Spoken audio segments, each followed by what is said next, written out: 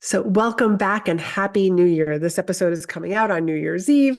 How very exciting. So, whether you're listening to it on New Year's Eve or a few days into the new year, I just want to say Happy New Year. And how is 2024 going to be different for you? This time next year on December 31st, 2024, what will you be proud to say happened this year? Let's get on to the show. You're listening to Be in Demand, the podcast for honest advice, inspiring stories, and ideas for growing your business by leveraging the expert that you are. I'm your host, Laurie-Ann, business mentor, and I'm also a reformed painfully shy girl, red wine lover, and exercise enthusiast. Join me as I share how being positioned as the expert in your industry, even if it's a busy one, will help you stand out and be the one in demand to hire and work with.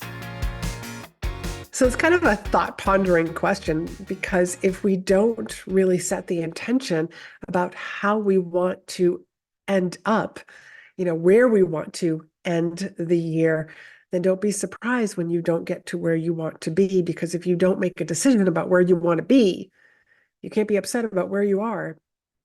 You're exactly where you were meant to be. And if you didn't set the intention, and that's why I'm a big advocate for let's set the intention, let's decide, so that when we look back, it's like, wow, like those are all the things that I really wanted to do this year. So I just wanted to sort of like have one of those episodes where you just like grab a cup of coffee and let's just chit chat. And I want to share with you some things that I learned this year, things that I learned and what I see happening in the speaking industry, both conferences, meetings, in person and virtual. So let's get started with, I fell in love with in-person events as an attendee. Most of the time as a speaker, I'm usually showing up at events as the speaker. And I always feel like my job is to make the event planner, the meeting planner, whoever's hosting this event look like the rock star. So sometimes I have to maybe speak a little bit longer or speak a little bit shorter, or they ask me to, like, we're changing rooms. Like that's just my job as a speaker, is to work with them and not to be like a prima donna or anything like that. And, like I've heard of a lot of stories. And one of the things that makes me very happy is when a meeting planner says, you were so easy to work with. And then I feel like, oh, good, I did my job, because that's what I wanted to do. But I fell in love with in-person events because in the audience, you can still build relationships with people. And nothing builds relationships faster than being in person, being able to extend your hand, being able to do exercises together, or at the coffee break, just to say hi. Like, I recognize you, or tell me where you're from, and just building those deep connections. That is something that I totally fell in love with this year. So building relationships, quality over quantity. Micro changes have a huge impact over the long run. When you think about like airplanes, when you're in a plane and you're traveling across the country, it's a 6-hour flight. It's never a direct line from A to B. The pilots are making tiny micro changes because the wind is going to push, but it's going to push the plane in various directions. And so they're constantly making little micro changes so that they end up where they need to be. So micro changes will have a big impact on your business as well over the course of time. The more you write, the better you will be as a speaker. And the reason why I say that is because the better you get at articulating your thoughts, you are going to be able to do that in person when you are speaking. Whether it's, impromptu, you're talking about something new, or even just, you're in a networking group and you're answering questions, or somebody asks you a question, to be able to share. That gets better with writing. So if you feel like you don't know what your message is, I want to encourage you to start writing so that you can articulate that a lot better. Saying no is good for me. And saying no, I also believe, is good for others. We don't always have to say yes. Your path is not my path. So what's working for you may not work for me. And brings us back to there's so much advice, good and bad, online about how you should be building your business. You should be doing it this way. And if you're not doing it this way, you're doing it wrong. What I've come to realize is that I'm here to run my business my way. You are here to run your business your way. Are you enjoying the way that you're running your business? If not, now's the time to make some changes. I mean, like really think about that as we enter into the new year. How do I want to run my business? And make sure that you enjoy the process. So what works for one person may not work for you. So find what works for you, which also means sometimes you got to try something out and do it repetitively for a certain number of days over a certain period of time, like 30, 60, 90 days before you have enough data. And I'll talk a little bit more about that after. Enough data to like, is this working or is it not working? Because if it's not working, let's find something else. Let's edit what we're doing. But numbers don't lie. With my mother's passing, because she passed away this past year in March, the end of March. And I would say I was on a networking group and we were talking about like what was the most memorable moment of 2023. And when it got to my turn, I said, not all of your favorite moments were happy moments. And I shared about my mother's passing. It was a favorite moment because it brought me and my sisters all together. Like I wouldn't have wanted to be anywhere else but in that room with my mom when she took her last breath. She was surrounded by her four daughters. Like how beautiful is that? So it wasn't a great moment in hindsight, but it is one that I will treasure for the rest of my life. And I would say lots of miracles happens with death. And the four of us, like we have this like daily texting chain that constantly like we're chatting with each other. So my mother's passing, my mother's illness actually brought all four of her daughters together again. Lots of beautiful miracles happen. If you don't review your goals, don't be surprised if you don't make them. You really need to see your goals on the regular, whether you have them written down, whether you have an appointment, whether they're digitally written, and you're reviewing them during that appointment, or you have a vision board. And are you looking at this frequently enough to know that that's what I'm aiming for? That's what I want, that or something better. So here's a little tip on what I do. I will make digital vision boards and I'll make them in Canva. And then from Canva, after I'm done, I will, export it as a JPEG. And then I take that JPEG and I upload it to my Amazon Photos because from there I can actually make pictures. So I can take my digital vision board, turn it into a photograph, and from Amazon Photos, I can order multiple pictures. So I usually make like a 5x8 and I'll order like 5 or 6 of them so that I'll have them like in books that I'm reading. I'll have it on my desk. I can put one in the car if I want, on the visor, all these different places that I know that I look at frequently so that I am constantly looking at my vision board and being reminded of the things that I am working towards. So that's just a little tip, and I've been sharing that with some friends of mine. And, like, here's another way to do your vision board. It doesn't have to just be in your office. Ask and you might hear yes. Now, this was something that I started doing, and I know this, like just to ask people. But sometimes we get caught up in the, what if they don't say yes? So I started asking about collaborations, asking some people like, hey, besides, would you be on my podcast, or would you share this podcast episode with your audience? But like, hey, let's do an email swap. Let's, like you've got my audience, I've got your audience. Let's share lead magnets so that you're growing your list and I'm growing my list. Don't be afraid to collaborate with people. ask, and you just might hear yes. Rest more. Definitely rest more.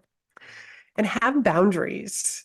Have better, stronger boundaries around your business, around personal relationships, you know, and with the rest more, I'm just thinking of this now.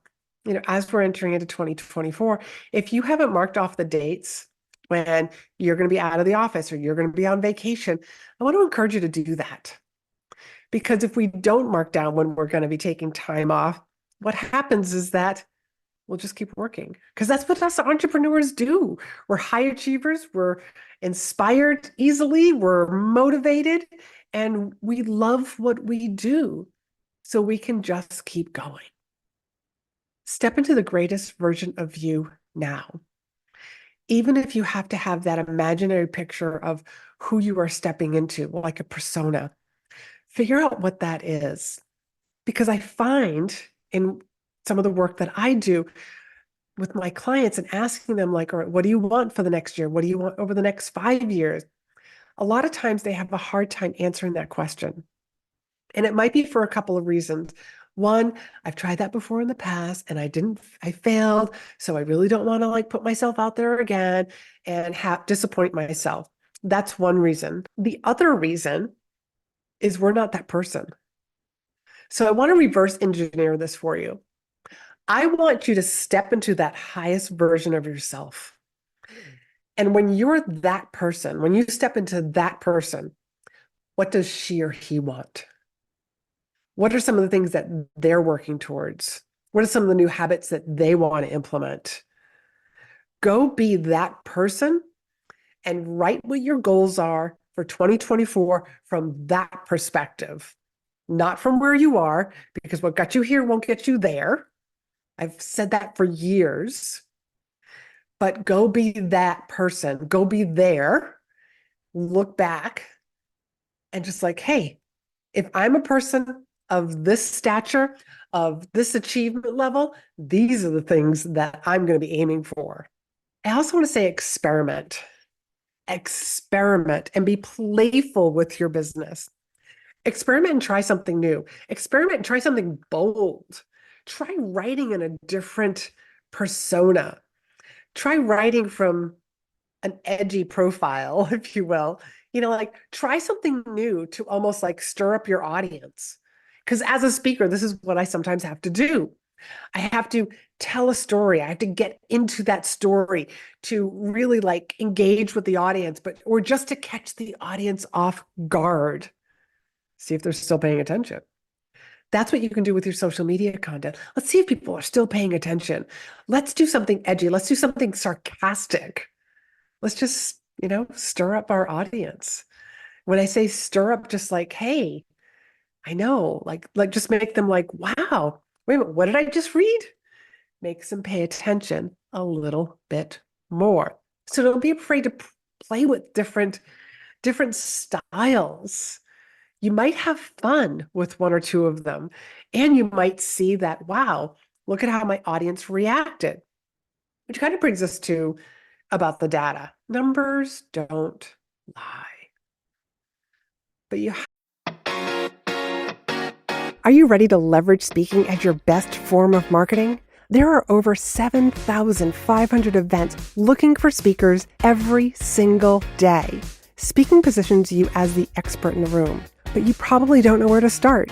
So I created this great resource called the Directory of Places to Speak. This resource will help you get started today. So head on over to speakandstandout.com/directory to grab your free copy now. Don't miss this opportunity to be the expert speaking to audiences filled with your ideal clients. Have to try something new long enough to get the data so you can see if it works or if it doesn't work. I always say you got to write the first rough draft in order to have something to edit. And the same thing is true like with your marketing plan. Like whatever your marketing plan is, it's like you reach out to 2 meeting planners a day. You're writing a social media post. You're doing a reel. Like you have to come up with this pattern. This is your pattern or your strategy. And you've got to do it long enough and then be able to look at the data. What happened as a result of this? which ones are getting more likes, which one's getting more reach. Maybe I need to do more of those. Maybe I need to do less of that. This is how I decide on what my strategy is moving forward. But you got to look at the numbers. And if you're not collecting data, I want to encourage you to start collecting data. It's from your data that you will then realize, oh, this is where my audience is growing. This is where the leads are coming in. I'm going to do more of what works and less of what doesn't. And now for some of my predictions for next year, for how the speaking industry is changing. And I think it's changing because the audience is changing. And the audience is changing because we are a distracted species now. Too many people, if you just walk in a crowd, if you're at a restaurant, you can just see how many people are on their phones. And sometimes they're sitting next to people. They're on their phones. Their children are on their phone. I mean, like we're teaching children to be on their phones constantly. So we're very distracted. I mean, you can see like when a bing goes off, like how many people around the bing check their phone because is that my phone? Oh, maybe that was your phone, but maybe it was my phone. I mean, like you just see people just like instinctively, like out of habit, are just checking their phones. So we're very distracted. And because of that distraction, the speaker that is going to make it in 2024 is going to take their audience on a ride. It's going to, like, their speech is going to be an experience where you draw your audience in. Audiences need to be engaged. They need to be asked questions. So I see speakers asking their audiences more questions. Stories that really pull them in, storytelling that is told in such an art form where you can just see. And the best way to do this as a speaker is to relive your story as if it's happening for the first time. That's when you like really can pull in your audience. So it's going to come down to engaging with the audience because we need to be better than their distraction. And meeting planners want to see this. They want to know that this speaker is making a difference. What homework, what call to action are you giving the audience that they are going to take away with them? What sort of follow-up do you have with the audience or the meeting committee to find out what worked, what didn't work, what did they like, what did the audience have to say? But I also see more audience follow-up. And I think it's just a great way, especially if you are speaking in person or you're speaking virtually, to have like, here, go off and implement this. And in 1 or 2 months, we're all going to come back together and we're going to have a follow-up session. And I'm going to answer any questions that you might have. What stumbling blocks did you have, like when you tried to implement these changes into your work, into your life? And I think audiences are really going to appreciate that since we only take away X amount, a certain percentage of what we hear and learn, but then it's through using the material that we really learn it and then from there have questions about it. So I think follow-up sessions is going to be a beautiful bonus that you can be adding to your proposals for speaking. And the best way to get rebooked is to be outstanding on the stage, is to have a signature speech that you are so confident in, that you just feel good sharing with your audience. That's how you get rebooked again and again and again. And the best way to do that is to come inside in my signature program, In Demand Signature Speech. You can learn about it down in the show notes. I'll have a link to it. But you can come and experience, like, this is a program that I help you week by week by week craft your signature speech that you are going to be so proud to deliver. And when you're proud and you feel confident, that's what's going to get you rebooked. The audience is just going to fall in love with you. There'll be no more questioning whether or not you should be telling this story or sharing that tip, or am I over delivering? Because I will answer all of those questions inside In Demand Signature Speech. So that link is down below so that you can take a peek and get on the wait list so that you are the first person to know when the doors are opening come this spring, 2024.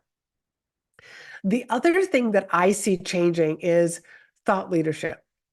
You cannot get away with being vanilla anymore. Live events have come back more than ever.